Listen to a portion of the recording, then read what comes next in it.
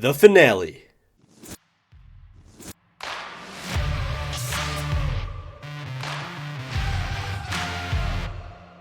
Welcome back to Defending Football. Thank you guys so much for watching. So I was going to do a preview for the playoffs in the UFL, but I got sick and at the same time my Wi-Fi stopped working. So clearly I was not meant to do that. But I am back for the championship preview, and I am super excited about this championship. Probably the best matchup we could have gotten out of the potential matchups. In the USFL corner, you do have the Birmingham Stallions making a three-peat run at the championship. Super impressive. Clearly the most dominant spring football team in modern history. They're coming off a win against the Michigan Panthers, where the Panthers took an early lead by 15 points. A crazy third quarter where there were 6 turnovers in that quarter alone. But the Birmingham Stallions got a pick 6 to finish the quarter, and they ended up scoring nonstop for the victory. They ended up winning 31-18 to go to the championship. Now, I'm not going to gloss over the quarterback controversy that has been going on for these Stallions. Adrian Martinez, their starting quarterback almost all year, won the MVP of the UFL, but simultaneously played poor enough in the playoff game that Skip Holtz ended up benching him for Matt Corral. And Matt Corral led the Stallions back to the win and to the championship game. And a lot of people have been saying, hey, I want Matt Corral to start. I want Adrian Martinez to start. And there is a whole divide in the fan base on what they should do to win the championship. Well, no more guessing, because Skip Holtz came out and said Adrian Martinez is QB1 and he is going to start in the championship. Now, what I believe is that he is going to get the start, but yet he has a short leash. I saw Skip Holtz during the year coaching Adrian Martinez a lot, but in that playoff game, he was extremely frustrated with him. I mean, I had never seen Skip Holtz get that angry at a player this year, and as soon as Corral came in the game, Skip Holtz was coaching him up just like normal. So it was a little weird to see that, but I guess Adrian Martinez is the guy. So Birmingham, congratulations on your 3rd championship appearance, but you still have that XFL team, right? In the XFL corner, you have the San Antonio Brahmas. Yes, the worst odds to win the league in the beginning of the year, which I bet on, and I'm very happy I did. And they are coming off of an underdog win against the St. Louis Battlehawks. They have an extremely dominant defense.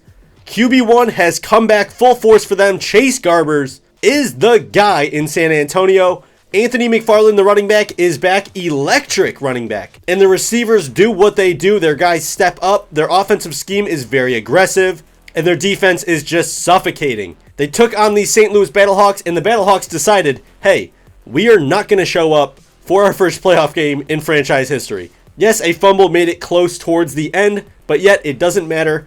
San Antonio had control of that game all the way through. Awful play calling by St. Louis. I don't know what the hell they were doing. And on top of that, they love to just put A.J. McCarron in complete danger for no reason multiple times. Knowing he's injured, I have no idea what their plan was. But man, you're going to throw him the ball on a conversion attempt. You're going to put only 3 linemen in front of him on a trick play and get him crushed. And then instead of just taking a knee at the end of the half, you're going to throw the ball and then get him hurt going into halftime. What are you doing? Look, I know I'm a DC Defenders fan, and you beat us this year. Ooh, there's your props. Choked in the playoffs, baby. With that being said, I do feel bad for A.J. McCarron. He does not deserve to be punished like that, and shame on you guys for allowing that to happen to him.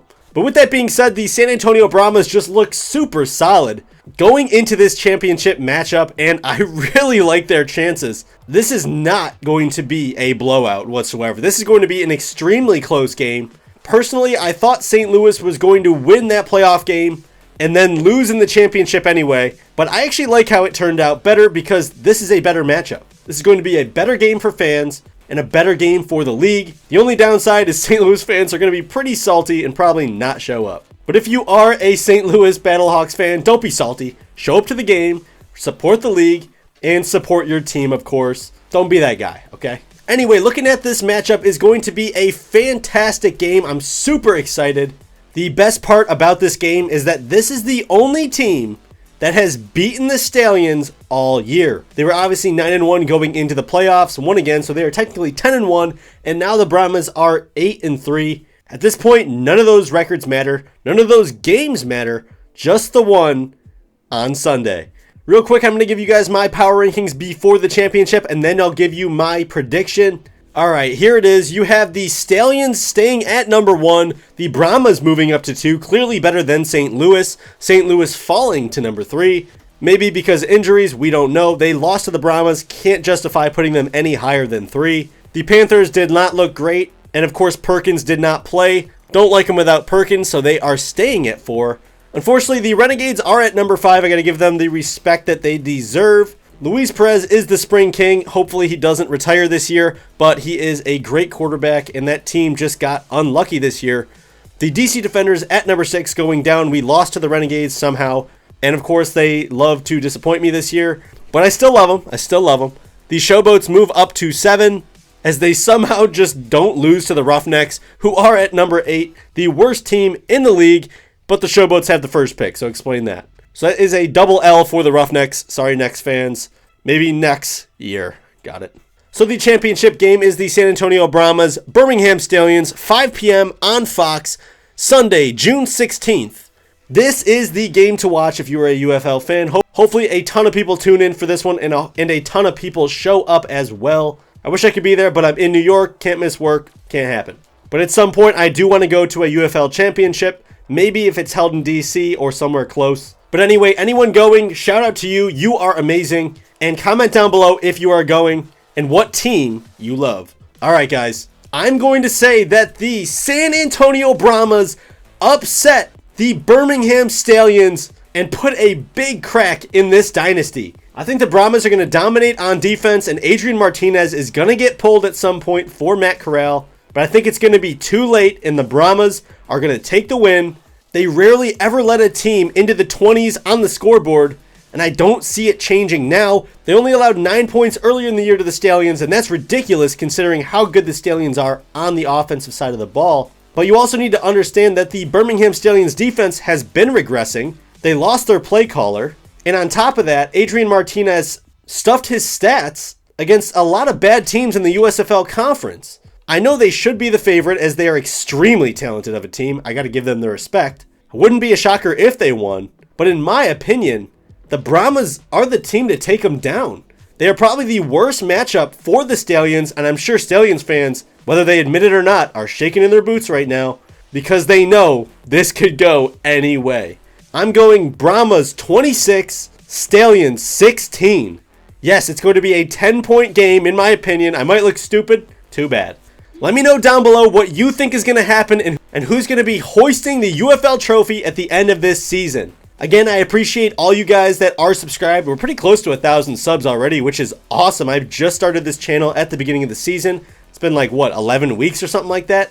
You guys are the bomb. In the off season, I'm doing expansion talk and UFL news, of course, and then probably some videos on players when they get onto NFL teams, stuff like that, new additions, all the stuff. You know I'm doing it. Subscribe to the channel, Defending Football Show. Let me know down below. Do you love football? Because I love football. Anyway, I am going to get out of here. And for the love of football, go Brahmas, baby.